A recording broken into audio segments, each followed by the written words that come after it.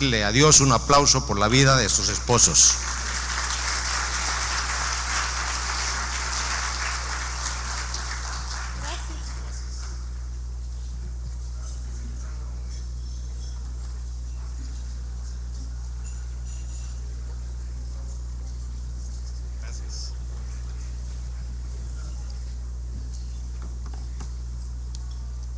Aquí pareciera que es bueno traer su propia agua porque hay un par de vasos reciclados allá abajo, ¿eh?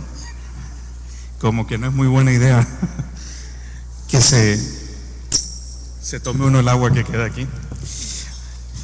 Muy buenos días realmente para mi esposa María Guadalupe, y para mí es un verdadero honor, privilegio poder estar parado delante de ustedes para ser testigos. ¿Y testigos de quién? No de lo bueno que somos, sino de lo que Él hizo en nosotros. Yo quisiera solo comentar para arrancar, que hoy venimos a hablarles de milagros. Y si queremos hablar de milagros, yo hoy le puedo enseñar el primero, ¿no? Mírenme a mí, que pareciera que rodé flat algunos años, y miren la muñeca que Dios me regaló.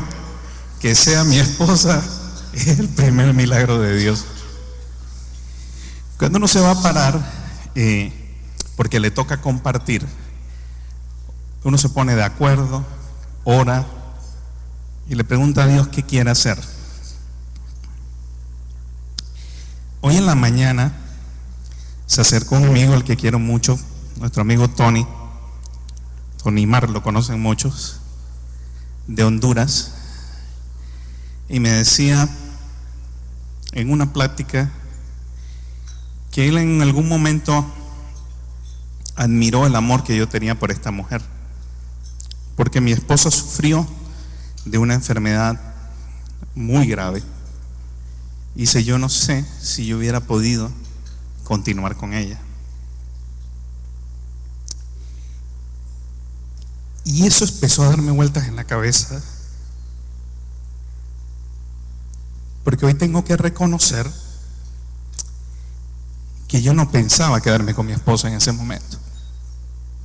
Nuestra relación era terrible, y en medio de su enfermedad, en un panorama desolador, yo fui un cobarde.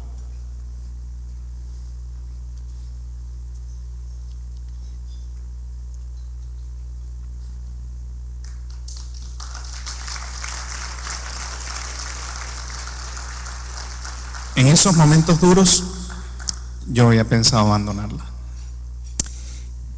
Creo que es importante poner todo como en contexto. Yo soy el segundo de 3 hijos. Mi hermano más pequeño murió a muy corta edad. Solo sobrevivimos mi hermana y el muñeco que les habla. Dentro de mi familia yo diría que nosotros habíamos vivido lo que uno podía considerar una familia bastante normal. Quizás yo no me había percatado que mi familia era bastante disfuncional. Y disfuncional porque mi padre era un hombre muy mujeriego. Y era el tipo de hombre mujeriego que no le importa que nadie se dé cuenta. Yo creo que mi mamá pilló a mi papá en cada sinvergüenzura. Y eso fue creando en el corazón de mi madre mucho dolor, mucho resentimiento. Recuerdo una vez particular que mi madre, estábamos muy niños nosotros, mi madre hablaba por teléfono con alguien diciéndole que se iba a divorciar de mi papá porque lo había agarrado en alguna de sus picardías. Y yo decía: ¿y ahora qué vamos a hacer mi hermana y yo? Ella conversaba con esa persona y le decía que nosotros íbamos a tener que decidir con quién nos quedábamos. Y recuerdo en ese momento que sentí miedo, sentí pánico, y pude ver una relación de papá y mamá donde mi padre llegó a irse de casa, a abandonar a mi madre, y regresara meses después que le habían desplumado todo lo que le habían podido quitar, y simplemente le dijera a mi madre: mira, yo a ti no te amo, pero me di cuenta que voy cuesta abajo en mi rodada, y que ninguna de estas muchachitas con las que yo he estado andando se va a preocupar de mí cuando cuando yo esté viejo, pero tú sí. Entonces me regreso a la casa. Usted se puede imaginar el homicidio que ocurrió en el corazón de mi madre. Mi mamá se convirtió en una mujer triste, amargada, muy sola, muy negativa, y yo empecé a poner espacio de por medio. A pesar de que yo era un buen muchacho en el colegio, cuando salí de él me convertí en un hombre exactamente igual al hombre que no respetaba. Mujeriego, con mucho alcohol y con los principios y los valores totalmente torcidos. Era un hombre que, creyendo que para poder ser alguien había que tener, lo único que me movía era acumular riquezas. Y en ese tipo de hombre era el que yo me había convertido. Buenos días a todos. Realmente me siento muy honrada de estar esta mañana aquí compartiendo con ustedes nuestra experiencia de vida. Como ya les dijo mi esposo, ¿verdad? Esa era nuestra vida. Yo vengo de una familia de 4 hermanos, donde yo soy la segunda. Nuestro hogar pues estaba conformado por mi madre y un padrastro. Este padrastro era la persona que me crió, a quien yo quería muchísimo. Mi madre, una persona sumamente dedicada al trabajo, pero a la vez una mujer dura, una mujer que no expresaba amor, no expresaba cariño hacia mí. Esto marcó mi vida desde temprana edad, pues eso fue lo que yo aprendí. Me convertí en una persona inmadura, insegura, muy temerosa, puesto que a la corta edad de 12 años me di cuenta que esa figura paterna que yo tenía, quien era mi padrastro, no era mi padre biológico. Y nuevamente pues ese golpe en mi corazón. Mi padre biológico había abandonado a mi mamá estando ella embarazada de mí. Así que esa no fue una buena noticia para mí, esa fue una noticia desalentadora, algo que mi corazón de niña no entendía. A partir de ese momento, pues, como ya les comentaba, crecía mi inseguridad. Yo me fui convirtiendo en una chica enojada, temerosa de todo, desconfiaba de todos, y al hacerme pues mayor de edad cometí muchos errores también, de los que uno comete pues al no conocer de Cristo. Cuando ya conozco al que es mi esposo, ¿verdad? Ya mi corazón había sido lastimado, estaba lleno de odio, de resentimiento, de dolor, y yo estallaba con él en ira, en celos. Ese matrimonio nosotros lo empezamos de una manera, ¿cómo les puedo explicar? Yo me sentía frustrada, me sentía infeliz. No veía la manera o la forma en la que yo pudiera ser feliz dentro de ese matrimonio por todo el arrastre de cosas que traía en mi corazón. Sentía que no podía conversar con él, que no le podía expresar a él lo que yo sentía, que no le podía abrir mi corazón. Sentía ira, me sentía sola. Así estaba mi vida. Esa enfermedad que yo traía en el corazón era esa tristeza, esa soledad. Aunado a eso, pues se presenta la enfermedad física que les comentó mi esposo, una esclerosis múltiple que llegó en un momento en el que no estábamos nada bien, pero que fue una prueba para nosotros, que hoy entendemos que esa prueba nos fortaleció como esposos, como pareja, pero en ese momento, esa prueba, pues, no sabíamos cómo enfrentarla, no sabíamos esa noticia, cómo asimilarla, ¿verdad? Y les confieso que había temor en mi corazón, puesto que ya para ese entonces yo tenía un hijo de 1 añito y meses, y mi temor era fallecer o quedar lisiada y que ese bebé quedara al cuidado de un papá que no tenía tiempo para dedicarnos, un esposo que estaba pues dedicado a hacer, como él les decía, riqueza, porque teníamos esa riqueza en el lugar equivocado. Pensábamos que teníamos que enfocarnos en o preocuparnos de qué iba a ser de nuestro futuro.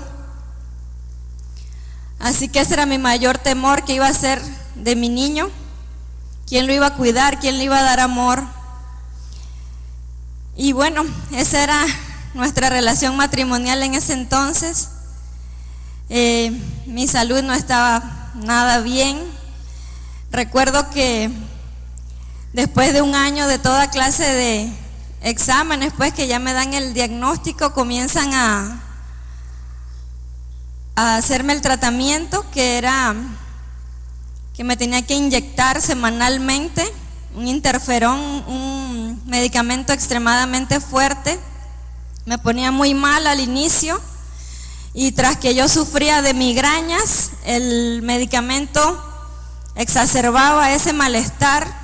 Yo me ponía extremadamente mal, el medicamento, se puede decir, me incapacitaba. Yo me encerraba del malestar que tenía, y todo ese panorama que había dentro de mi hogar, pues para nosotros era sumamente desalentador. Así me sentía yo, fíjense. ¿Qué les puedo decir? Realmente no veía salida, no veíamos esperanza para nuestro matrimonio, para nuestra situación en ese momento.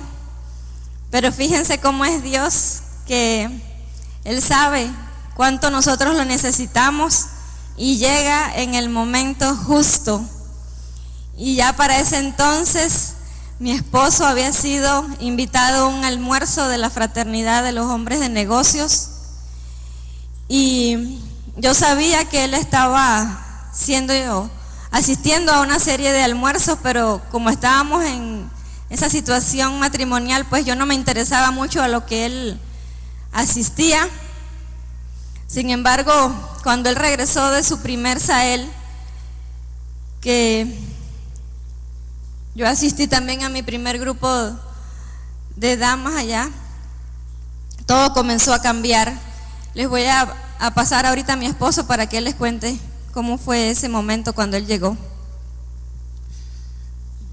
Yo recuerdo cuando vi por primera vez a la mujer que se convertiría en mi esposa. Recuerdo cómo iba vestida. Tengo que serle honesto, recuerdo muy bien cuando se dio la espalda, que iba saliendo, lo que yo miraba, y me gustó. Yo dije, wow, qué muñeca más hermosa. Sin embargo, yo no soy un chico fácil.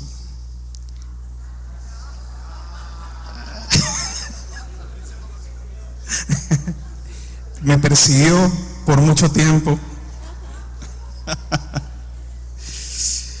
Y empezamos esa relación que le comentaba Lupita. Ella con una mochila de temores, inseguridades, resentimiento, falta de perdón en su corazón. Y yo saliendo de un divorcio, me había casado por las razones equivocadas, tenía un hijo al que estaba destruyendo, no le dedicaba tiempo, era inseguro.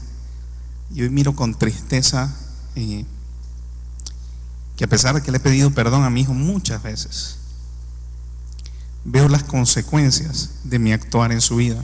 Muchacho retraído, que no tiene muchos amigos, no sabe relacionarse con otros.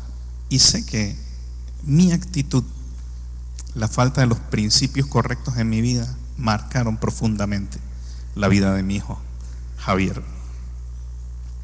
Cuando Guadalupe y yo empezamos a ser pareja, empezamos a tener muchísimos conflictos, al punto que un psiquiatra nos dijo, después de un par de sesiones, mejor no sigan juntos, ustedes no tienen ningún remedio.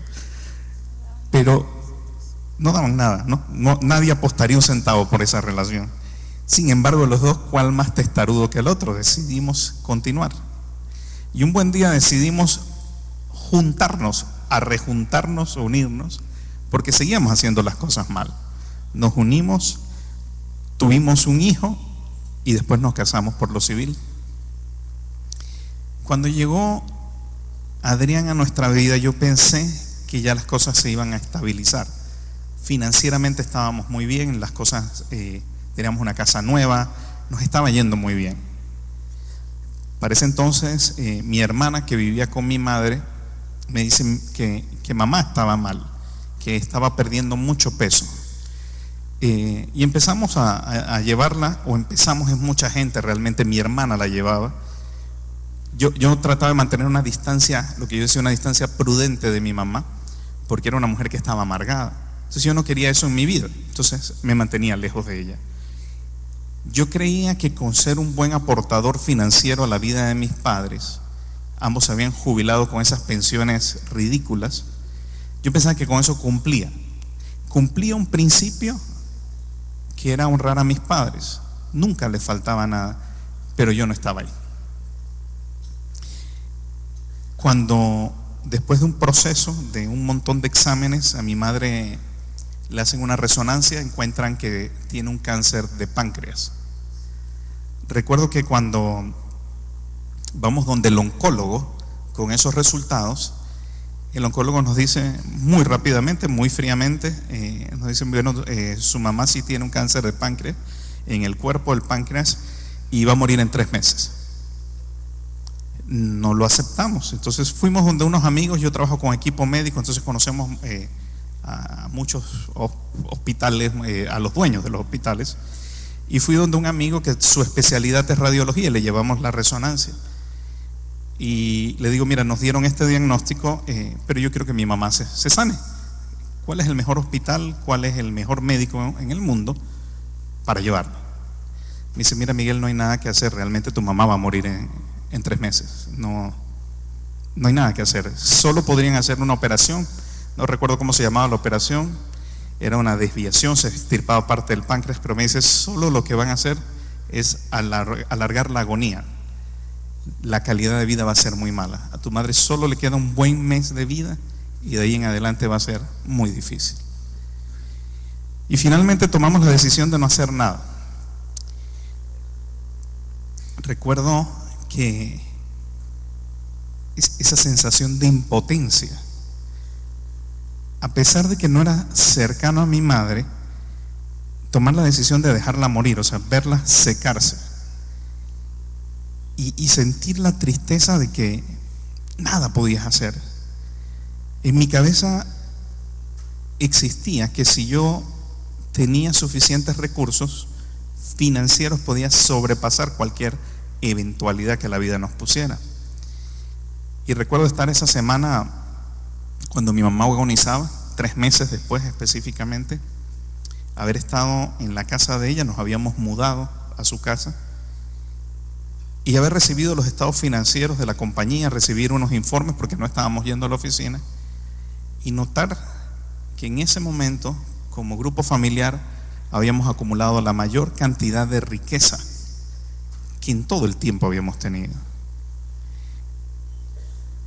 Yo logré entender en ese momento que el dinero no compra las cosas importantes de la vida. Y había vivido toda mi vida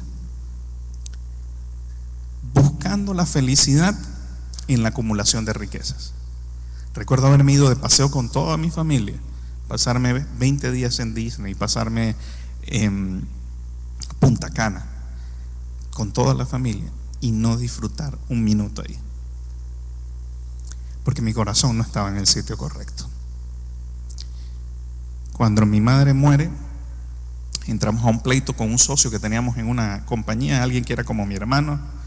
Después de ese pleito vendimos una compañía, nos fue muy bien nuevamente financieramente, y un día saliendo de un desayuno, mi esposa va caminando un poquito detrás de mí, y de pronto cuando volteo a mirarla, la noto aterrorizada. Me decía: me voy a caer, no siento mi pierna. Yo no sé si ese incidente duró minutos o segundos. Nos montamos al auto y empezó ese periodo que le hablaba a mi esposa, 1 año de ir a médicos. Solo sabíamos que tenía una lesión en el centro del cerebro. Pensaban primero que era un tumor, después pensaron que era un derrame, y así nos fueron diciendo durante 1 año un montón de diagnósticos. Se hacían toda clase de pruebas. Recuerdo que después de una punción le extrajeron un líquido de la columna vertebral y la mandaron a un laboratorio genético. Recuerdo haber estado en ese hospital. Recuerdo ver al médico salir de la sala y decirme: bueno, no hay más nada que hacer, vamos a mandarla y esperemos los resultados. Ahí, ese día, supe que era estar en el fondo. Sentir impotencia, desesperación, sin saber qué hacer. Yo no tenía una relación con Dios. La única relación que podía haber era ese pacto tácito que existía, donde tú no te metes conmigo y yo no me meto contigo. Ándate por la acera derecha y yo me ando por la acera izquierda. Pero hasta ahí. Y ese día recuerdo haberle dicho: ¿por qué? Yo no me merezco eso. ¿Por qué eres tan injusto? ¿Por qué te metes con nosotros? Nosotros no le hacemos daño a nadie. Yo soy un tipo de lo más bueno, tenía buenitis. Y allí me rendí. Para ese entonces me invitan a una reunión de la Fraternidad de Hombres de Negocios. No recuerdo la visión, solo recuerdo que un hombre de negocios, una persona que tenía un carácter moral del que se podía hablar, reputación, un hombre importante, era un empresario fuerte en mi país, empezó a hablar de tener una relación personal con Dios. Y eso me sorprendió, porque los hombres en edad productiva, los hombres de negocios, no hablamos de eso. Hablamos de irnos a tomar tragos, hablábamos de prostitutas, hablábamos de las amantes. Ese era el grupo de gente con la que yo me rodeaba. Pero eso no me cuadraba. Y empecé a darme cuenta que empecé a participar en esas reuniones. Muchas veces me encontraba en mi oficina diciendo, era una reunión de capítulo de mediodía, almuerzo, diciéndome: no, hoy no voy a ir a reunirme con los locos. Pero diciéndomelo y viendo apagar la computadora, cogiendo las llaves, bajando las escaleras y montándome al auto, diciéndome que no voy. Y no entendía qué pasaba. Ahora logro entender que había un propósito de Dios para nosotros. Había un propósito en nuestras vidas. Que Él tenía todo diseñado de antemano. Inclusive que estuviéramos el día de hoy aquí. Que tú estuvieras hoy escuchándolo. Por esas razones teníamos un grupo, un capítulo que estaba desastroso. Éramos como 5 o 6 y me pidieron que formara parte de la junta directiva, no por buena gente, sino porque no había más nadie. Y me dicen: tienes que ir a un Sahel. Cuando participo en ese seminario, todos conocen las charlas, pero cuando viene esa charla especial, que es la promesa del Padre, algunos dicen: Dios me tocó, Dios me alcanzó. A mí me pegó con una silla en la cabeza. Salí de ahí sin entender bien lo que había pasado, y cuando voy en el automóvil de regreso a mi casa, por primera vez en mi vida me doy cuenta que esos secretos oscuros, sucios que uno tiene, esos que no se los cuenta a nadie, había alguien que sí lo sabía. Empiezo a darme cuenta que eran transparentes ante los ojos de Dios. Y por primera vez en mi vida siento vergüenza delante de Él. Y siento que yo no quiero seguir viviendo como estaba viviendo. Que esa no era la vida que yo quería para mí y para mi familia. Llego a casa, le empiezo pidiendo perdón a mi esposa, a mis hijos.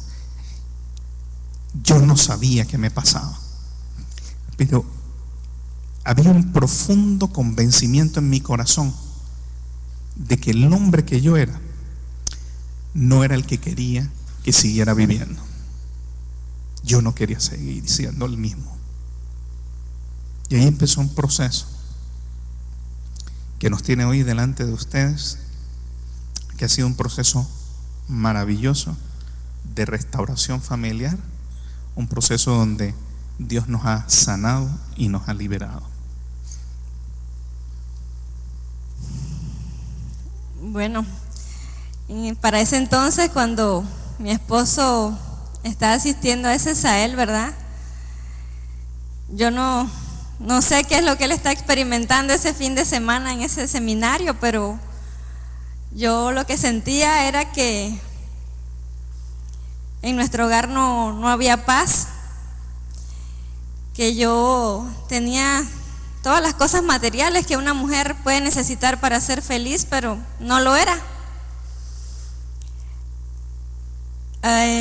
Sentía que Dios no estaba preocupado por esa situación que yo estaba viviendo, que mis problemas no eran importantes para Él.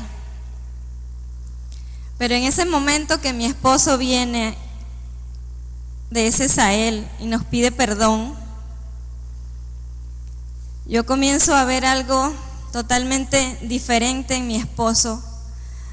Ese hombre altivo, ese hombre orgulloso, que nunca era capaz de aceptar un error, que nunca era capaz de pedir perdón, lo hizo aquella noche. Y yo dije, ¿qué está pasando aquí? Y él me dice que quiere que yo comience a asistir a los grupos de damas. Y yo en mis adentro dije, claro que sí, yo voy a investigar qué es lo que está pasando aquí, ¿verdad? Bueno, él regresó de ese Sahel un domingo, recuerdo, hace un poquito más de 5 años. Y yo el martes de esa siguiente semana ya estaba en mi primer grupo de damas. Ese evento para mí no fue algo memorable, les confieso, pero sí hubo un detalle que me llamó mucho la atención, y fue que la persona que se paró esa noche ahí a compartir su testimonio, después que el evento terminó, se quedó platicando conmigo como 1 hora. Eso me llamó la atención porque yo sabía pues que a esa mujer la estaban esperando en su hogar, su esposo y sus hijos. Yo decía, wow, esta persona me está dedicando tiempo. Eso me gustó. Yo en esa misma semana también fui a mi primer Sahel, y ahí sí que Dios comenzó a tratar conmigo. Recuerdo temas puntuales que impactaron mi vida, como por ejemplo que había que estar sujeta al marido. Yo recuerdo que eran unas nicaragüenses que nos dieron esa charla, y yo decía, estas mujeres sí están locas. Jamás yo voy a estar sujeta a mi esposo, pues que yo siempre había estado acostumbrada a ser independiente, a ganarme mis cosas, a trabajar para ganar mis cosas. Pero fíjense que Dios comenzó a inquietar mi corazón, a poner como esa ganas de querer probar. Y cuando comenzábamos esas discusiones en casa, pues yo optaba por callar, y eso fue haciendo que nuestra relación comenzara a cambiar, puesto que yo hacía méritos cuando esas discusiones estaban en su momento así más candente. Yo hacía méritos para que mi esposo se enojara más, y pues al callar ya él también, ¿verdad?, se aplacaba, se controlaba. Y poco a poco así Dios fue obrando en nuestro matrimonio. Recuerdo que otra charla que me impactó muchísimo también fue la charla del perdón. En el momento que dijeron que trajera a mi mente, ¿verdad?, a esa persona que yo había lastimado o que me había lastimado mucho a mí. La primera persona que se viene a mi mente fue mi padre biológico. Y yo no entendía por qué él venía a mi mente si yo decía, primero, nunca lo he conocido. Segundo, no me he criado con él. Nunca hemos interactuado, yo no siento nada por él. Pero en este caminar con Jesús, ¿verdad?, fui entendiendo que esa indiferencia se llamaba falta de perdón. Y el Señor también me fue inquietando para que tomara esa decisión. Poco a poco, ¿verdad?, el Señor puso a las personas indicadas en el momento indicado para que yo entendiera que yo tenía que tomar esa decisión, que perdonar no era un sentimiento, sino una decisión. Bueno, mi esposo y yo, después de poner eso en manos de Dios, ¿verdad?, tomamos esa decisión que no había sido nada fácil, porque yo sí me decía, ¿por qué yo tengo que pedirle perdón a él? Más bien debe ser él el que debe venir a pedirme perdón a mí, si fue él el que me abandonó. Viajamos hasta mi provincia y fue un momento hermoso, quiero contarles. Fue un momento de liberación para mí. Pude en ese momento expresarle a mi papá, ¿verdad?, que le pedía perdón, porque siempre había sentido que si en algún momento alguien me llegaba a avisarme que él había fallecido, a mí eso no me iba a importar para nada, que siempre había sentido una indiferencia por él y que él no me había importado nunca, y que él lo mismo había sentido de él para mí, que yo no le importaba. Y él a su manera también me pidió perdón. Fue un momento de reconciliación, un momento hermoso para los dos. A partir de ahí, Dios hizo que naciera entre los dos amor, donde no había nada. Nació afecto, nació cariño. Nos comenzamos a preocupar uno del otro. Yo le comencé a visitar con mi hijo para que ellos se conocieran, se trataran. Y yo podía ver la cara de mi padre cuando mi hijo le decía abuelo. Se descomponía, pero de alegría. Recuerdo ya hace un poco más de 2 años haber escuchado de labios de mi padre esas palabras que yo nunca pensé escuchar. Lo escuché por primera vez decir que me amaba. Fue un momento especial porque sentí como que se me quitó un peso de encima. Lo escuché también por primera vez expresarme que yo era la única persona que se preocupaba por él. Pues porque quiero decirles que mi papá fue muy bandido, tuvo muchos hijos por allí y a todos los dejó. Y fue muy especial para mí escuchar que él me dijera que yo era la única persona que se preocupaba por él, porque yo sé que en mis fuerzas eso yo jamás lo hubiera podido hacer, que eso solamente lo pudo haber hecho Dios.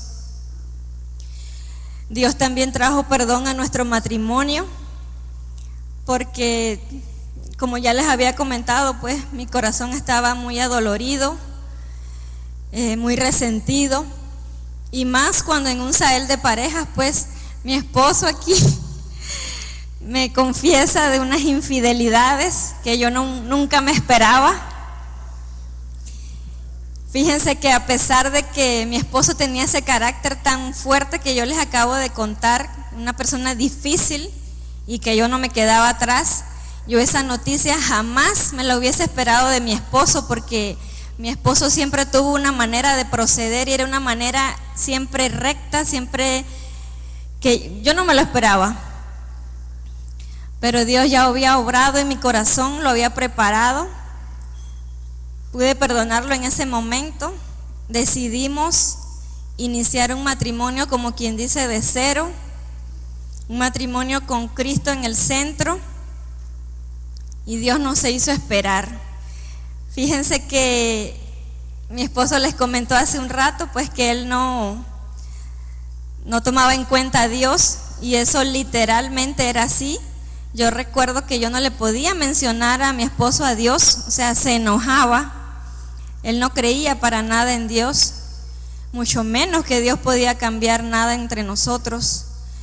Y para mí es un verdadero milagro que cuando mi esposo empezó a asistir a esta fraternidad, una de las cosas maravillosas que Dios comenzó a cambiar en él fue esa perspectiva de él en su corazón. Yo recuerdo que a pocos meses de él haber entrado a este movimiento, creo que eran como 2 meses, él llega a nuestro hogar un día y me dice que él quería que nos casáramos para recibir la bendición de Dios. Para mí fue sorprendente eso. En ese momento no lo pudimos hacer porque, bueno, en esta organización pues adquirimos una serie de compromisos y responsabilidades y los fuimos postergando.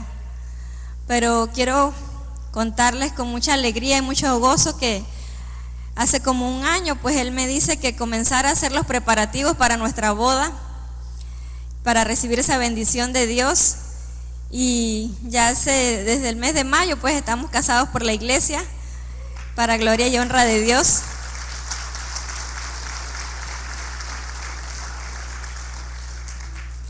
Desde ese momento pues hemos visto la mano de Dios, como el Señor ha llenado nuestro hogar de bendiciones. Hoy me siento muy contenta, ¿verdad? Porque siento que tengo un hogar bendecido. Cuento con una excelente salud. El Señor me sanó de esa enfermedad terrible que yo tenía. Sé que el Señor comenzó primero a sanarme de adentro para afuera.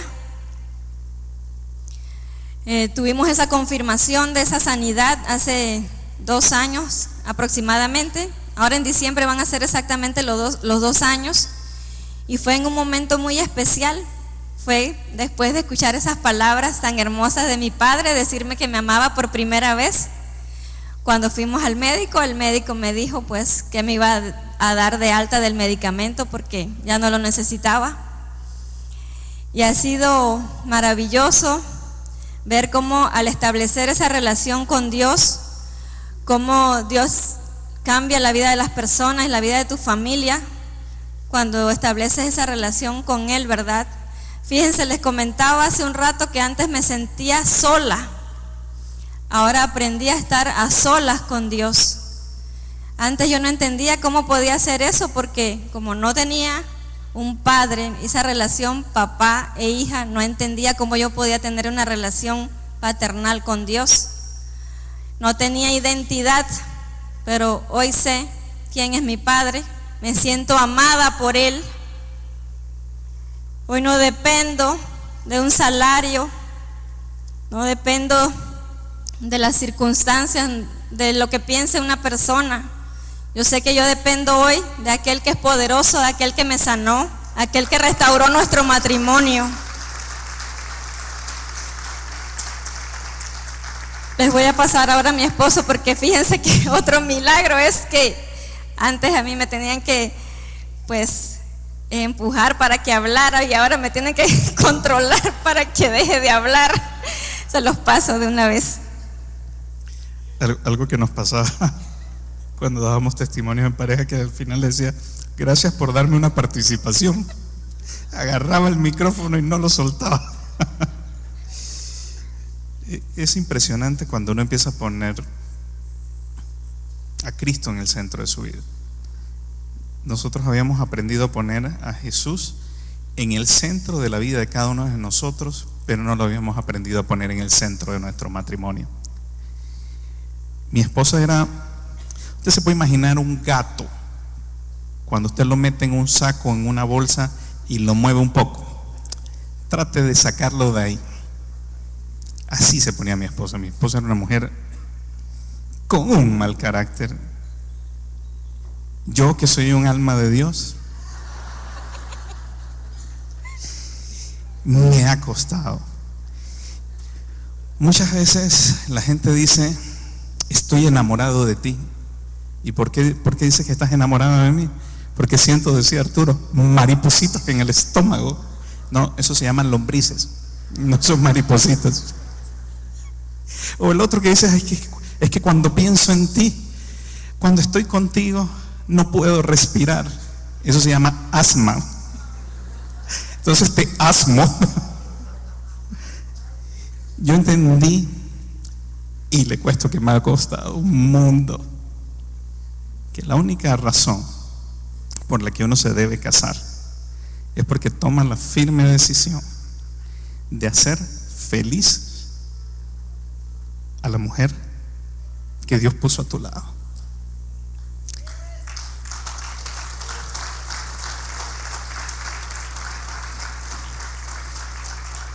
Debe ser lo único que te mueva. No importa si te deja la ropa tirada, no importa que no fue a la lavandería, no importa si no cocina. Solo te debes preocupar, hombre, cabeza de tu casa, sacerdote, te debes preocupar en hacer feliz a la mujer que tienes a tu lado. ¿Es fácil? No. Toca sacudirte las sandalias, como decía Juan Carlos ayer. El orgullo. Cuando alguien te dice morir, esa es una de las formas de morir. Yo hace unas semanas estábamos en Costa Rica compartiendo en un seminario de parejas. Y yo tenía un plan, pero Dios tenía otro. Y me tuvo hasta las 4 de la mañana y no me dejaba terminar el tema. Al día siguiente terminé sin el tema, pero recordando y entendiendo que yo tenía que hablar del día que vi a esta mujer por primera vez, el día en que me enamoré de ella, que tenía que hablar de ese día cuando la vi entrando a la iglesia, inclusive de la canción, donde era un pacto, donde nos comprometíamos a amarnos, a respetarnos hasta que la muerte nos separe. ¿Es fácil? No, porque siempre sigue habiendo de nuestra carnita encima. Solo ayer mi esposa tenía un dolor de cabeza. Un médico, Iván, no sé si estará por allí, nos estaba esperando para atenderla. Entramos al salón y le digo, ¿quieres agua? Me dice, sí. Y busco yo una jarra para servirle el agua, y cuando voy a servirle el agua, no, pero no la quiero fría. No hay agua al tiempo, ¿no? Pero ¿qué hago? Ya tenía el vaso medio servido de agua fría. Entonces me doy cuenta que hay una tetera y agarro agua caliente para mezclarla. Usted sabe lo que es echarle agua caliente a un vaso frío, ¿no? Tenía que se me fuera a quebrar en las manos. Pero ahí con cuidado le sirvo el agua, lo toma. Me dice, quiero más. Cuando le había servido se habían ido unos 4 hielitos. Dice, pero ahora me lo sirve sin hielo. Y le digo yo, pero tómate el agua ya. O sea, yo recuerdo una ocasión, estábamos en León, Guanajuato. Llegaron la hora de comer. ¿Qué quieres comer, amor? Doña Carol le había recomendado que se tomara una sopa de elotito. Le pide al mozo una sopa de elotito. Ricardo Oramuno, que estaba con nosotros, dice, yo quiero comer una carne de tal manera. Cuando el mozo se va y se mete a la cocina, me dice, ay, ya no quiero la sopa, ahora quiero el pollo teriyaki. ¿Pero por qué no se lo pediste? Ay, no sé por qué, ahora se me ocurrió. Y me paro y me meto a la cocina del hotel, hago que cambien la orden que estaban empezando a preparar, y me salgo, y cuando me siento me dice, ¿y con qué viene el pollo? No sé, creo que dijeron con papas. Ay, no, es que Ricardo lo pidió con arroz y frijolitos, yo lo quiero con arroz y frijolitos. Y me paré yo enojado. Pide lo que vas a pedir de una sola vez. ¿Por qué tenemos que estar entrando a la cocina del hotel a cambiar la orden? Ahora sé que Dios está lidiando conmigo.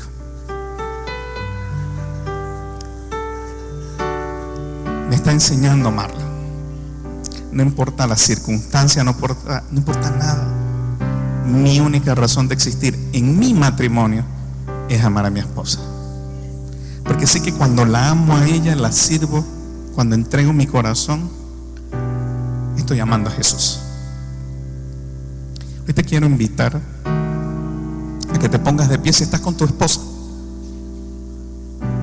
Te pido que todas las parejas se pongan de pie. Aquí hay un par de muchachos juntos. No se pongan de pie, muchachos. No es para ser tan románticos. Yo quiero que la mires a los ojos. Agárrale las manos y mírala a los ojos. Dale.